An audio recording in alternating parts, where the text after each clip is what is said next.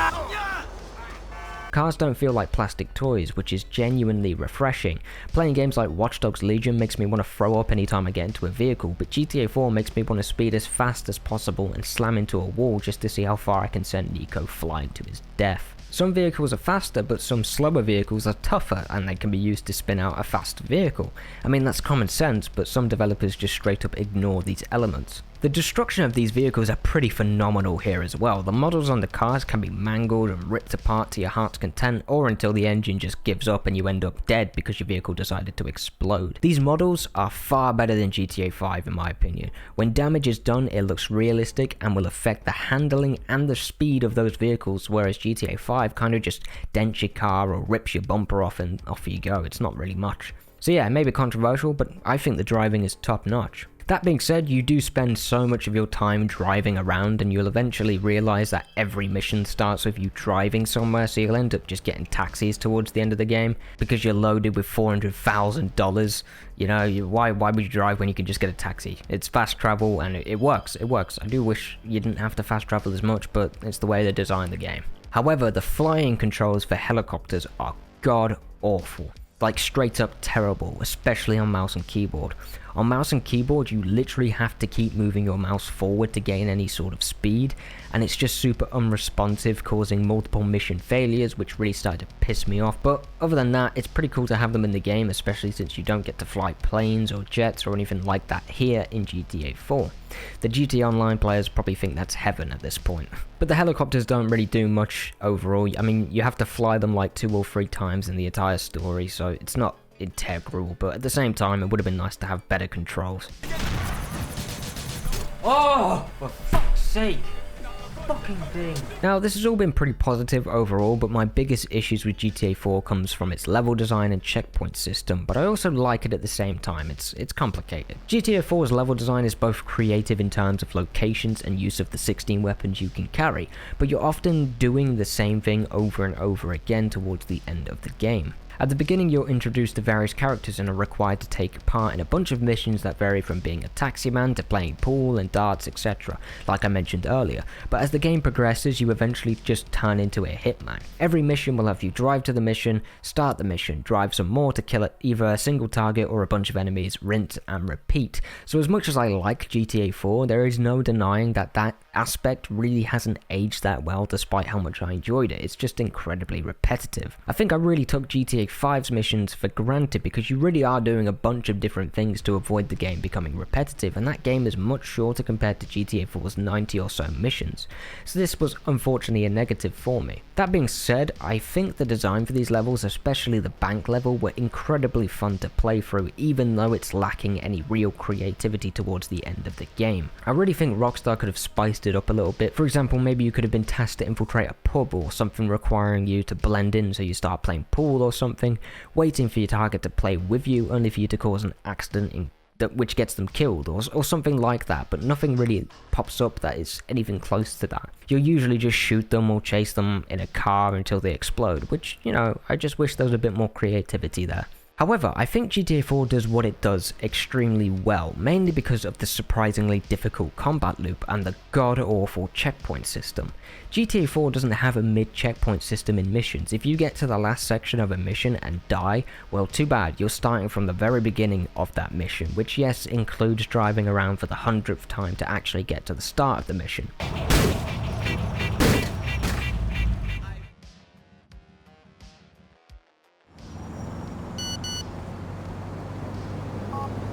Yes, it's irritating, especially since GTA 4 is probably the toughest GTA game I have played, but the lack of checkpoint system really heightens the intensity of firefights, making you think quickly on your feet, making the whole experience feel genuinely intense and had me sweating at times, so I actually really enjoyed the lack of checkpoints, despite how frustrating they can be. Now, am I saying it was a good decision for everyone? Absolutely not. I think having an option to have checkpoints would have been nice, but I do have to admit that I miss these big AAA titles having some difficulty to them. Too many games that are made for general audiences today are just way too easy, even on the hardest difficulties. No, I haven't played Elden Ring yet, but I will play Elden Ring. I know you guys want to see an Elden Ring review. I will do it eventually, okay? Give me time. The point is, I would love to see games implement this more often. When there are too many checkpoints, it just ruins any potential risk you may have felt at the start of the game, which can make missions boring no matter how good they are. But that's just me. I specifically had this issue with GTA 5 because that game can be difficult at times. Most of the time it isn't, but when it does, when you die, you're just like, oh, okay, alright, it's set me back 30 seconds, who cares? You know, but GTA 4, if you're close to death, you're gonna feel it, you're gonna panic a little bit, because you're like, oh my god, I'm gonna have to play through this mission. It's like 20 minutes long, I don't have time for this, let's go, let's get this done. And I really enjoyed that intensity. But we could talk about level design, ragdoll physics, the driving physics, the various activities you can do, among other things we've spoke about in this video, but none of it really matters if the story is no good, and that is especially the case for GTA 4.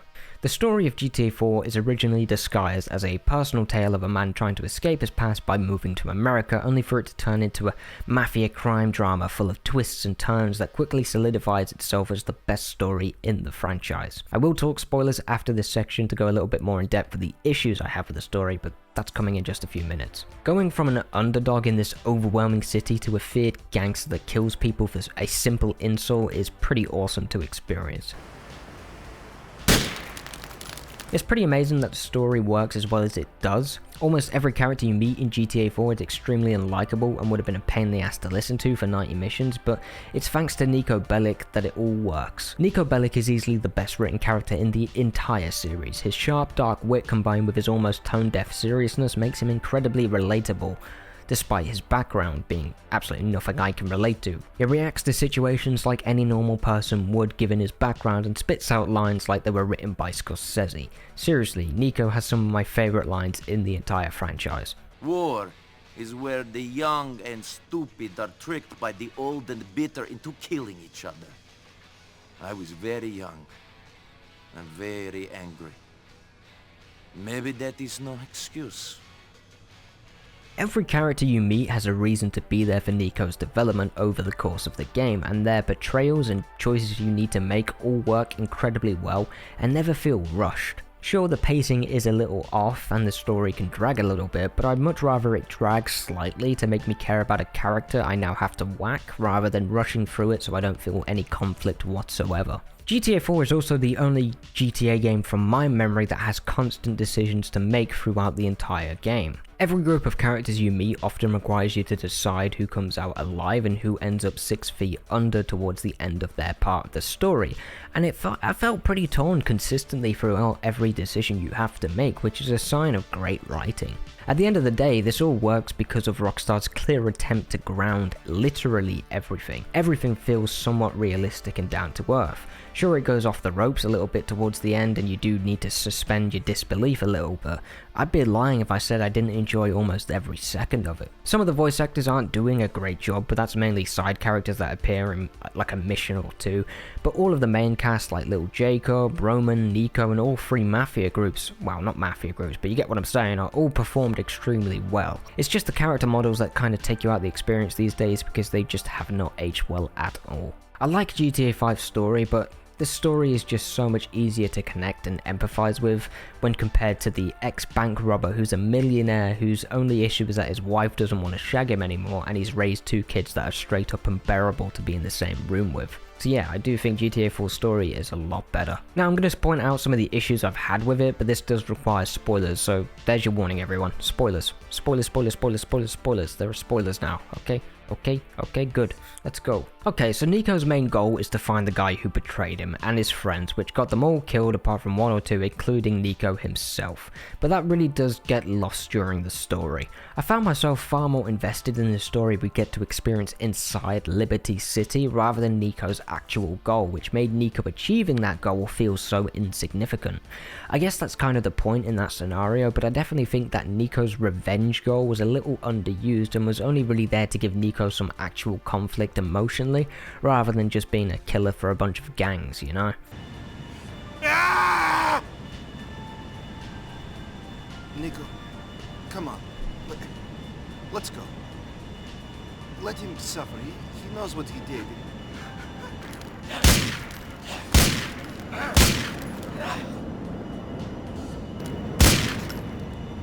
Thank you.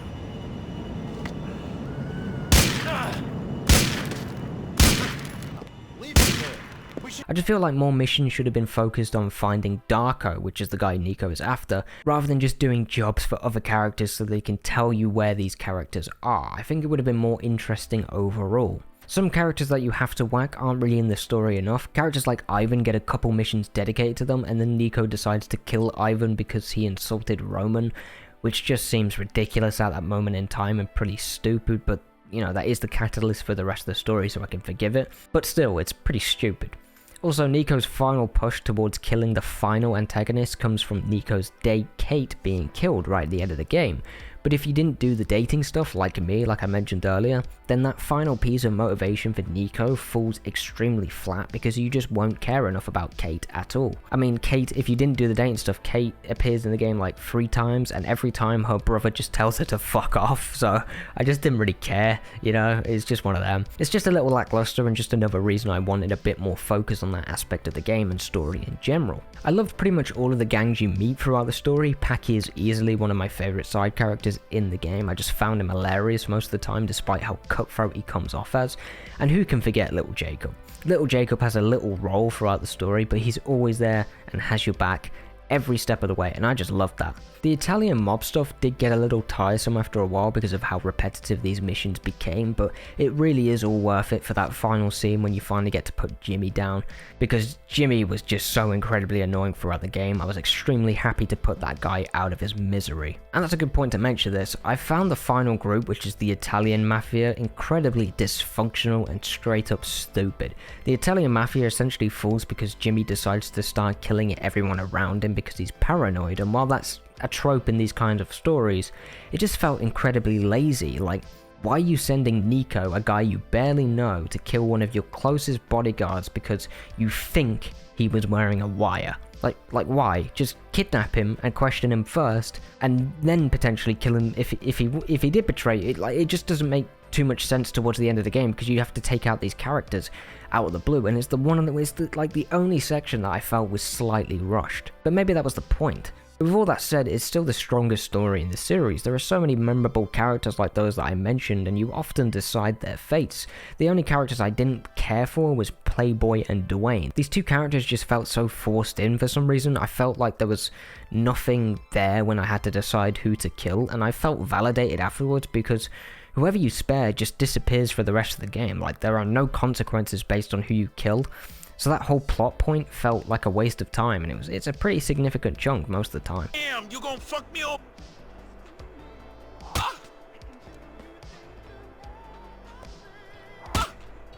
What you doing, son?